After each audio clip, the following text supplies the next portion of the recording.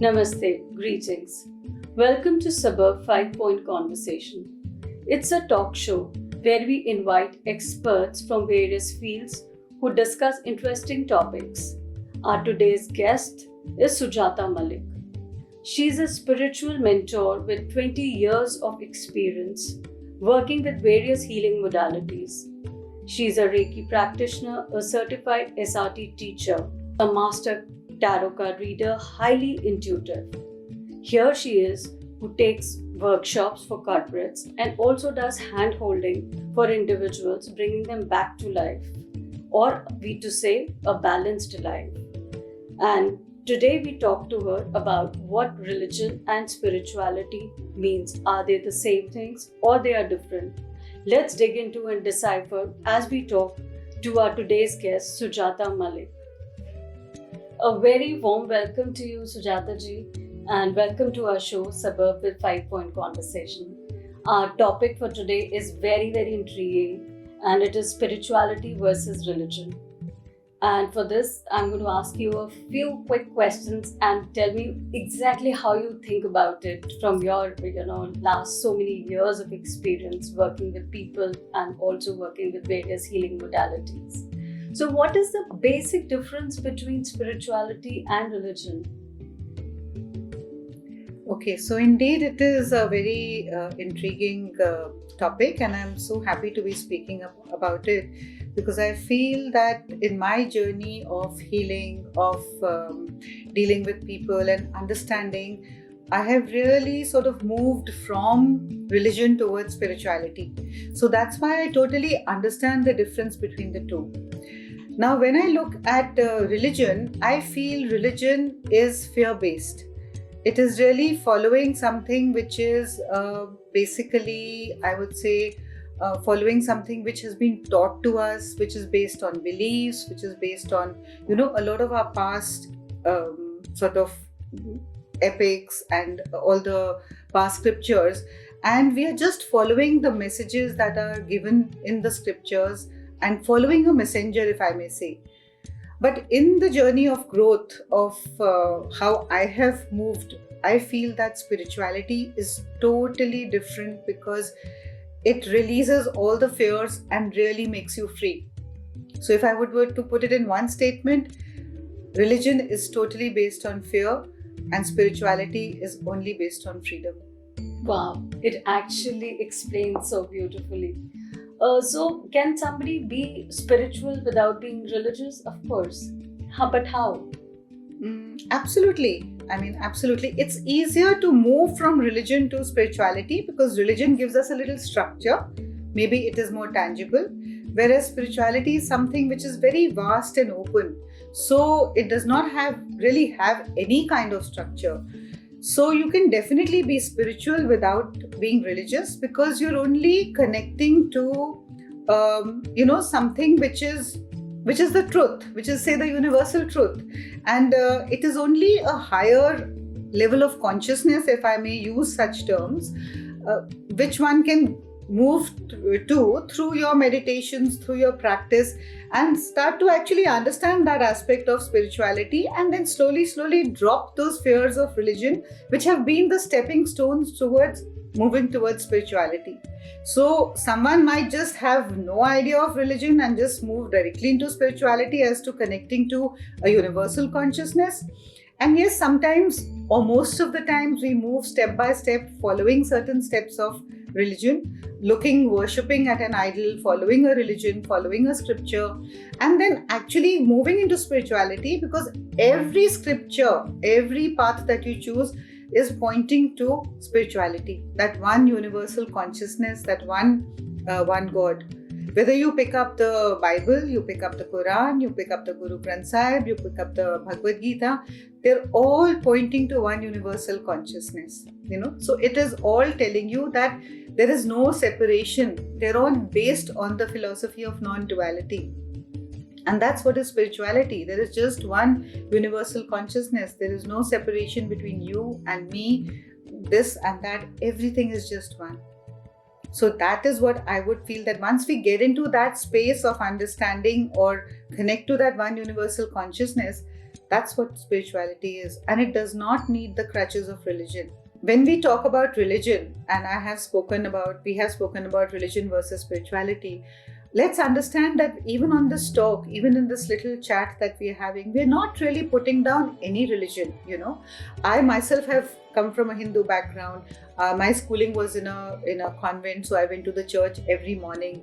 My daughter-in-law is a Sikh, so we go to the Gurudwara. And like whether it's going to say a place which is of a Muslim origin, or these things don't matter, because these have been constructed by us. But the energy that is created in any of these, whether it's a temple or a gurdwara or a mosque or a church, the energy that is created there is of that one universal consciousness. And if you're really meditating and you enter those space, it is not of the God or the idol or the Guru Granth Sahib or the Bible that is there. It is just an energy that is you. And that is what we mean by spirituality. And yes, religion can, if you continue to be in that space of religion, spirituality will definitely touch you. You cannot escape it, because it is something that is already in you. You are that. So you are born as that. So you cannot escape it. If we understand that, then of course it's easy for us to just be in that aspect. Yeah. So it's also like what you just said, universe means one verse is the same thing which is actually connecting each one of us. That's how we Absolutely. And you broke it up so beautifully as universe. A verse is probably like a poem or something which is more, beautiful, musical, something that you recite. So it's a one universal consciousness, which is the beauty of everything that is. So understanding that is all that exists. Everything else is only something which is, sort of phenomenal, coming, going, everything else. But that one universal consciousness is what is spirituality and is the only truth. Maybe if you have to say, what are the three basic pillars of spirituality for somebody who really wants to enter, wants to understand it a little more? Well, if you ask me, to be very honest, I wouldn't say spirituality has any pillars, because it is omnipresent, it is universal, it doesn't need any pillars, because it just is, and that is why we get caught in the lower realms and the lower spectrum of understanding spirituality, because it's all coming from a space of, somebody wanting to be spiritual. But we're all born spiritual. So spirituality really doesn't need any pillars or, any crutches like that, because it is something which is. So more than an understanding, when we really get to spirituality, we have to understand that it's a knowing. It's not something that we can explain. It's not something which is based on experience of somebody. It is just what is for you. So I wouldn't even call it an experience, because even an experience comes and goes, isn't it? But spirituality is something which is always there. This universal oneness, universal consciousness is always there. So it's not something that we have to reach to by holding on to pillars and moving there. So it is just something that is. And if I were to explain it in a way which may be right or wrong, I don't want to say that, because I would just say that being in a space without any past or future, just being here, present right now, is the only truth that is. So if we would want to define it in some way, it is just what is, what you are, that knowing that you exist is what is. That is the only truth. And that is what, in my understanding, in my journey, is spirituality. Yeah, and I just now heard that you said there's nothing right, nothing wrong. So would you really want to elaborate on that? Because usually people have a mindset of either this is right, this is wrong, or maybe we go by the way how judgment takes place. So I totally agree that there is nothing right or wrong, because at each point we do things or we think of things, and why would we want to do something which is wrong, unless we are really in a dark, dense space and, just caught up in some dense energies or something else. Otherwise, why would we even want to think of getting into something which is wrong? So they're very relative terms, right and wrong. What is right for me today may be wrong tomorrow. What is wrong for me today may be right tomorrow. So we can't really, say judge or put a statement to it that, yeah, this is right and this will always remain right. So I feel that it totally depends on how it is aligning with you at that moment in your life. If that relationship that you've chosen aligns with you, whether it is with a person, whether it is in a job, whether it is with God, if it aligns with you, it seems right, isn't it? It's like how you fit something in and it feels, yeah, it's just fitted in right. If it is like bigger, smaller, doesn't fit into the puzzle of life or what you're going through, then it seems wrong. So right now it's not fitting in, but at a later point it could. So from that point, I would say that there is really no right or wrong. I've also heard people often say that there is a divine timing. There is, if it happens, great. If it is your will, if it doesn't happen, it's God's will, which is much better. And so, how would you really want to tell it to people who really get anxious about, things not working out at that point, and especially coming and relating it to more of mental health? Mhm. Yeah, I think that's where we can even go back to our basic topic of spirituality and religion. When I say that religion is fear-based, I mean, I've been a religious person and I really respect all religions. It's not that I'm against any religion. I still do my normal puja. I still worship. I have a beautiful mandir in my house. So if I were to be said, I mean, everybody says I am religious. There is no doubt in that. And I feel religion is the basis in some way. And when you spoke about why I've gone back to this topic is because when you've spoken about mental health or any kind of mental state that, mental imbalance that one is going through, what the focus is really, it is to fix that particular issue at that point, and that's coming from a space where one is not feeling comfortable in your environment, not behaving in the way that one should ideally be behaving, or there is an imbalance somewhere which is not going along according to the norms or the behavioral patterns that one should be following. So when we speak about religion, when we speak about fear, when we speak about fixing, like religion tells us, okay, so I mean, we have astrologers, we have pundits, we have, black magic, this, that. I mean, I respect all astrologers. I'm not an astrologer myself, so I have no means of commenting on it. But what I know is that they are all energies, they are all energies. And even this, when we look at look at it from a higher perspective, it's an energy of a consciousness from a higher space. So when we are connecting to that aspect of mental health or wanting to fix somebody, we are praying to whom? Do we know whom we are praying to? Do we know what we are doing? We're only praying to, say, a God or following a belief. Okay, let's do this, following certain belief patterns which are based on religion, which are based on scriptures, which are based on astrology, on your planets. And I mean, they all work. I don't believe that they don't work. But to be caught up and to be limited in that aspect, and for me, I feel again, religion is very, very limiting. That is something which could fix a mental health or a mental, aberration at that time. But if you look at it in a bigger perspective, then you just surrender, like you even mentioned in this question about divine timing. You just surrender and you come from that space of knowing that whatever you are going through is just what you are meant to go through, as challenging as it may be. And if we trust in this divine plan, in this universal consciousness, in this fact that there is nobody running this world, there is nobody running this world except that one higher consciousness.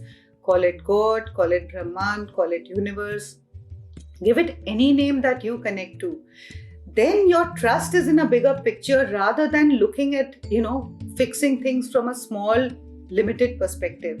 So again, mentioning it in this way, spirituality is something which is just vast. It is like infinite. Whereas religion again binds you within certain parameters, within certain, frameworks. So there are a lot of limitations in religion, a lot of superstitions in religion. And as we are growing, as consciousness is growing, we are seeing now that all those beliefs, all those patterns are slowly falling away. And when we do them, they're absolutely fine. There's nothing wrong in them. But to be doing them from a space of fear. Oh, if you don't fast, you lose someone. If you don't do this, your work you won't get a job. I mean, those are very limiting and create a lot of fear. You may be getting a job, but just because you haven't visited the temple for 40 days continuously, you will feel, oh, I won't get the job. And that's the law of attraction telling you that, your mind telling you all the time, you've not gone to the temple, you've not done your puja, you've not done your chanting, so you will not get the job. And that's what you will send out to the universe, and that's what you will attract. Whereas if you sit back and say, okay, that temple is within me, that God is within me, and I'm just praying from my heart, and I know that if this job is meant for me, it will 100% come to me. Because the trust is in a higher picture. The trust is in knowing that if I need to be, I will be where I'm meant to be. If I need to be in that job, God will pick me up and put me there. If not, I'm going to be where I'm going to be. And that is just perfect. There is no questioning about it. There is no doubt about it. Yes, it could be challenging. It could be tough. And prayers would be to help us go through that challenging time with deeper trust and deeper faith. Rather than rushing from pillar to post to see how I can fix this thing.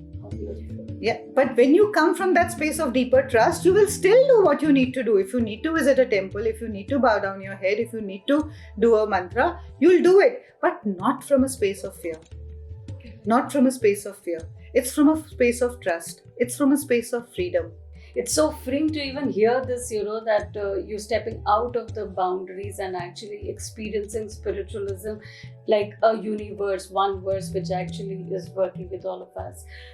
I would actually want to ask, there were a lot of people who want to now, youngsters also want to get into energy healing, and also they're suffering with anxiety and other issues of mental health. So what do you think, how can they take baby steps and introduce this meditation or spiritual practices into their daily lives? So, I just read a quote today morning that said something like, pardon me for quoting it wrong, that the theme for this generation right now is that God, please give me patience, but give it to me quickly. Just hurry up with that, So that is the take of this generation, or what all of us, I wouldn't want to label anybody in that way. We want to attain spirituality, we want to move towards it, but we want that it should happen very quickly. And the biggest virtue of this aspect is patience. Patience, why? Because you have to have a trust in something which is not tangible. Because it's not that you're going through certain steps and tick marking, okay, now I've done this, now I've done this, now I've done this. That is not how it is. So for anybody to move into it, the best thing is to just, for me, the best thing is to just sit in silence. Sit in silence, watch your mind, watch your thoughts. Very soon you'll understand that they're just something that is happening outside of you. It's not the truth. And that was like a game changer for me. Because for me, all the thoughts that were going across my mind, all the mind chatter was something which was real, all the time real. But the moment I stepped back, I became silent and I stepped into what we so call as a heart space, everything dissolves. And when everything dissolves, only thing that is left is that one, if I may say, universal consciousness, or that stillness, that peace, that joy that you all are, that we're all trying to seek through various modalities and various paths that we want to choose or things that we want to do. But what is my learning now, after of course having followed many paths and many healing modalities, is that it's okay if you go on all those paths, but never forget that actually what you're going is only erasing those layers that have covered up the truth of who you truly are. Because that is something which is what you're seeking for is already there. It is present within you. You don't have to go somewhere to experience it. You just have to drop off all those layers of conditioning, of beliefs, of limitations, of perceptions that we have built up through this life and maybe even many lifetimes. So when you sit in a space of silence, when you step back, when you connect to your breath, when you ground, that's when you are actually shedding off all those layers and you just connect to that stillness within you. And I think that is the best meditation that one can do. Just sit in silence, watch your thoughts. Whenever your mind takes you over, simply shift back to your breath, come back to your heart center. And of course, I should not, sort of say that all these healing modalities, whether it is, and I'm going to quote the ones that I teach and I practice, whether it is Reiki, whether it is EFT, whether it is dowsing or tarot. I'm not saying that these things are not important or not useful. They're absolutely useful, but they should not take you away from understanding the truth. It's not, you have to drop that doership and move more and more towards just being, knowing that everything is what it is. And by getting more into doing mode or thinking that I have to fix this and I am the one who's doing all this, all that has to be dropped. The I has to drop, the capital I or the I of the person has to drop, and the greater I, the universal I, where we are all one. I am, as our masters have said. I am that, as the masters have said. We're all that one universal I. I'm already feeling such high vibrations, speaking with you. Before we go, would you really want to talk about law of attraction? Because a lot of people are talking about it, and how would you want to really summarize it and how we can possibly use it in our daily lives? Well, to be very honest, you don't have to use it. You're using it all the time. By default, it is being, used. If you keep saying this, my migraine is so bad, and in fact I'm going to just quote something that I heard many years back. I used to take my children to the park when they were small, and we used to see all these elderly ladies sitting in the park in the evening, and they would say, oh, I have so much of pain in my knee, and I have to get my one knee operated, it has to be replaced. And the other would say, oh, but it's nothing, I've got both my knees replaced because my pain was so much and I could not get up, I could not walk. And the third one would say that I'm so afraid, my shoulders are really paining, my shoulder pain. So what are you doing? You are actually owning that pain, isn't it? It's my pain. What is the universe hearing? That this belongs to her, this pain is hers, and she's feeling so proud about it. So give it to her. So by default, this is the law of attraction working. If you keep thinking, I can't do it, what is the energy that you're sending out to the universe? That I can't do it. And whatever you send out, whatever you put your focus on, you will attract. That is the law of attraction. Why do we give affirmations to people all the time saying that I'm open to the abundant blessings of the universe, I deserve this, I am love. When we say these positive affirmations, we are sending out that vibration to the universe, which is only reaffirming and confirming all that you really want to create. Even in the law of attraction, we are focusing on what we want. We are putting energy on what you want. And a lot of times people feel that I'm putting all my energy in what I want, but why am I not able to attract it?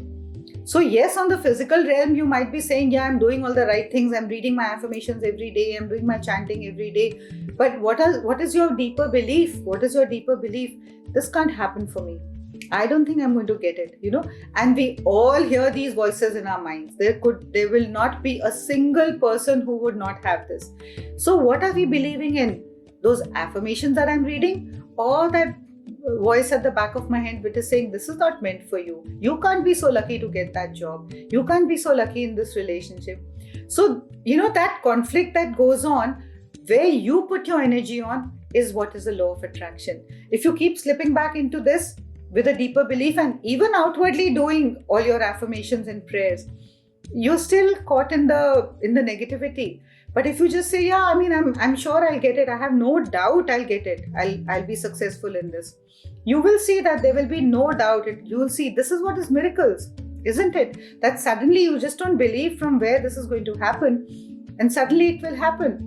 I was just quote something which happened with me 3 days back. There was some transaction that had to go through, and it was a foreign transaction that we were trying to do, and it was just not going through. Then we reached out to the bank people, got some approach, this, that. Everybody said, okay, this has to go to the RBI, fill these forms, this. So my son did everything. We did whatever was needed. And then, after about, I think 4 months or 5 months after having reached the highest that I could reach in my approach, the mail came that, no, sorry, this cannot happen, And I just prayed that night and I said, God, I don't know, some miracle has to happen now. Because if the government is saying, or if the RBI is saying that there is some ruling that this can't happen, obviously nothing can be done about it. But there was such a strong belief in me because I did not feel that this cannot happen. I was so sure about it. And even though there was disappointment, But there was a very deep belief, and I said, okay, God, if this is not meant to happen, it will not happen. But I just know that some miracle is going to happen and it has to be created. And I'm not the person who says that. And I just left it at that. It didn't haunt me, it didn't trouble me. And within a couple of hours, I just got that email. My son just sent me the email that it has happened. The transaction has just gone through. And I said, but you just told me some hours back that you've got an email. And he forwarded me that email that, yes, but how this happened, we still don't know. But you see, there is a deeper trust in everything. So obviously there was something that we missed or they missed, and he replied to that. And instantly, the moment all the ticks went across, it happened. So, you have to keep your trust in that way and understand that if it happens, very good. If it doesn't happen, very good. Awesome. If we live with that trust, we can never be disappointed in life.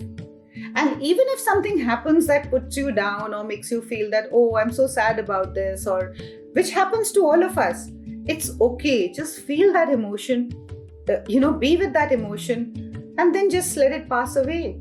The disappointment that you felt that time, I will tell you, okay, now bring up that disappointment right now. You may try your best, but you will not be able to bring it up, right? So it's just something that you feel at that time, feel it fully, it will pass away. So have that, meaning like when I'm saying that, if it happens, very good. If it doesn't happen, very good. Does not mean that you will not feel the disappointment. Does not feel that you will not feel the betrayal or the letting down at that time. But your trust is so deep that it will just pass away like that. It will not grip you and suck you into the whole story of victimization that this didn't happen in my life. I tried so hard and there is no God that exists. I don't believe that at all. You have to trust. And then again, for me, it is pray. At that time, to pray and say, okay, God, I'm feeling disappointed. You've made this universe, you've created it. Help me to go through it. And the moment you ask, it is given. The moment you ask, it is given. That's the power of prayers. That's the power of spirituality. That's what I would say. Thank you so much. It is so amazing, already I think the entire environment and the crew is so energized hearing. And I think our viewers would also be very, very happy and motivated to bring spiritualism into their lives or to take a dive into the ocean of universe.